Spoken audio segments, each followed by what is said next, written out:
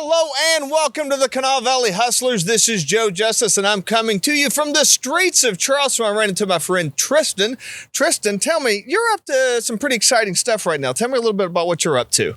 Well, I lead a nonprofit called Empower Oversight, and we help folks who work for the federal government to try and find waste, fraud, and abuse. So generally whistleblowers are coming forward. And so that's my day-to-day is just working with folks like that. Some of them have bigger, more high-profile claims than others, but we try to help people that want to save our tax dollars. And you got a little bit of background in whistleblowers, right? Yeah. So for the last 14 years, since back in the summer of 2010, I was a law clerk about a block over that way at Steptoe and Johnson. And then right as I was finishing law school, though, I got hired by Senator Chuck Grassley. We had thought we'd come here. We had 2 kids by that point. We're expecting a third. And instead, I ended up working with whistleblowers on Capitol Hill for several years. Yeah, I was going to ask, now you're not native to the Kanawha Valley, right? That's right. My wife is. So is that what got you here? Yeah, we love it. I mean, from the time I first visited Charleston in 2005, and our oldest son was born at Women and Children's in 2007. And so it's just a wonderful place to raise a family. It's a fantastic place. It's a beautiful state. So we're thrilled to be here. That's great. So tell me a little bit about your nonprofit. What do you do? How do people find out more information? Yeah, so we, again, generally what we're doing is providing legal services for folks. We do some Freedom of Information Act requests with the federal government. But for instance, there's a woman up in Clarksburg who works for the FBI's Criminal Justice Information Services Division. And she was retaliated against just for pointing out that some of what the FBI wanted to do was going to waste a lot of taxpayer money. And most of mine don't have a West Virginia tie. They're national. I mean, so, the most high profile ones have been the IRS whistleblowers on the Hunter Biden case. I've represented several FBI whistleblowers. And so a year ago, I testified in front of the House Weaponization Subcommittee. But again, day to day, mostly it's talking to folks who see a problem in the government and want to draw attention to it and don't want to get retaliated for doing that. Tell me a little bit about now, this is all, I don't think many people really are familiar with this world. I don't think, you see movies and stuff about whistleblowers maybe, or you read books or something like that. But what's the real life ramifications of being a whistleblower? Is there legal protections? Is there, just tell me what is it like to be a whistleblower and what protections are there for whistleblowers?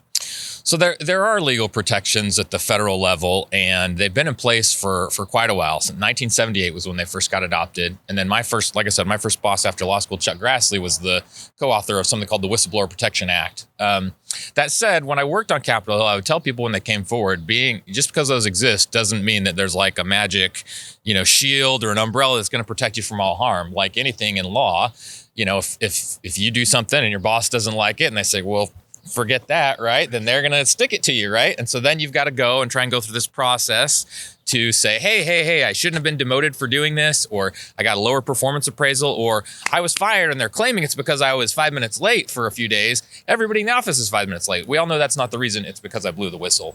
And so even though there are, again, these protections on paper, actually vindicating those, as we would say, takes a lot of effort. And that was really my specialty, that area of law, protecting people, federal employees who came forward, because we want to encourage that, right? We want to protect folks like that. We want them to help look out for our tax dollars.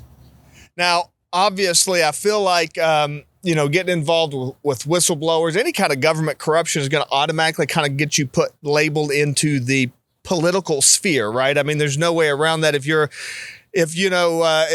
whistleblower against something that is against the Democrat, for example, you're going to be called a Republican operative. If you're, exposing Republicans, you're going to be called a Democratic operative. What is the nature? How do you protect against being labeled as a political partisan?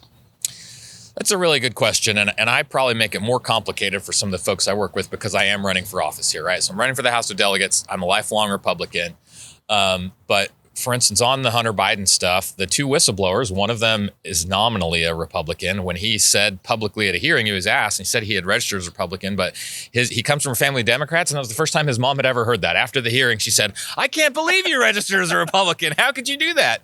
The other whistleblower is a progressive Democrat, right? And so it's not. So they knew when coming forward with these allegations about the Hunter Biden case being treated differently from others, they knew that would get attention, but they absolutely have no no partisan agenda. And they came to us because we're the whistleblower protection experts. I was nominated by President Joe Biden to be the Republican on this board that protects whistleblowers. And that's because I was the most prominent Republican whistleblower defender. And I had that expertise. And so, again, I think you try to avoid, people are going to accuse you of that. But if they look deeper at the facts, you'll see that like across the board, across the aisle, I've advocated for whistleblowers no matter who their party is.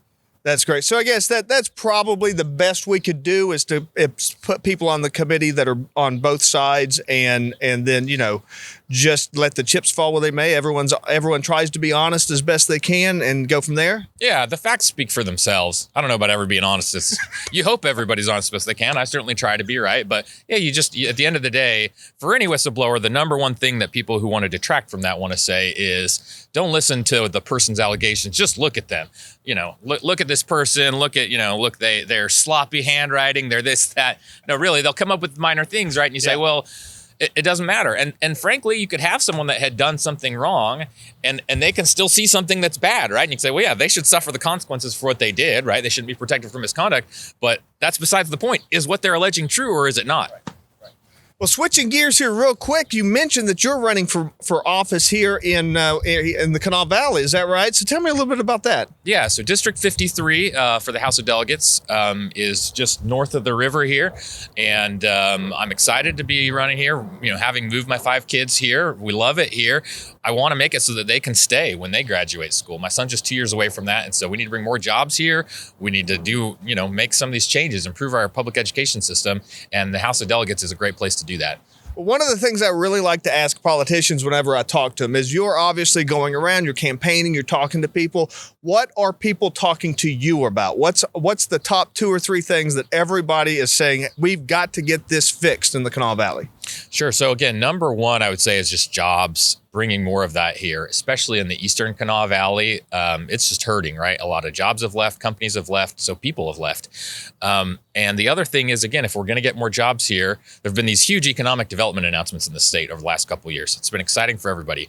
What I'm hearing from business owners and others is, in order to come here, they want to see better improvements in our school system.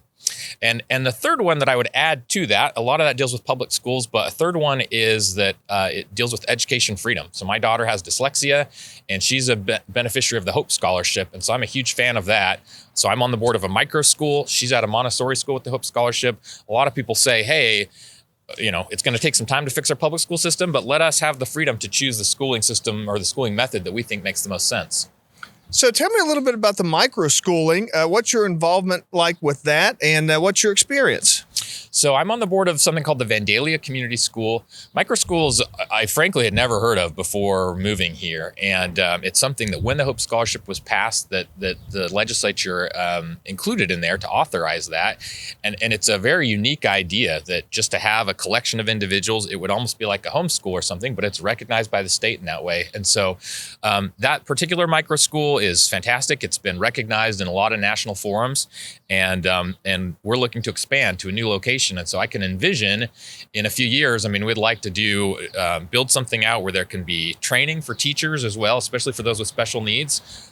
So it's just exciting. There's a lot of possibility with that. And again, the key is that everyone learns differently. And so my daughter's certainly an example of that. Probably all of us can think of ways that, kids we don't throw them on a conveyor belt, right? And so micro schools are one other way to try and help them get the best educational experience that will benefit them.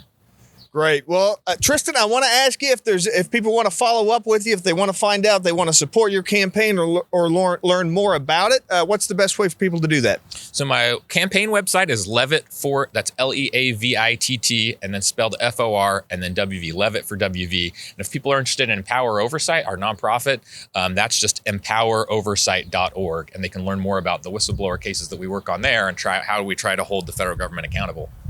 Great. Thank you so much for being with me today. I really appreciate it. And again, this is Joe Justice from the streets of Charleston, the Kanawha Valley Hustler, reminding you to hustle hard, hustle smart, and hustle with a smile.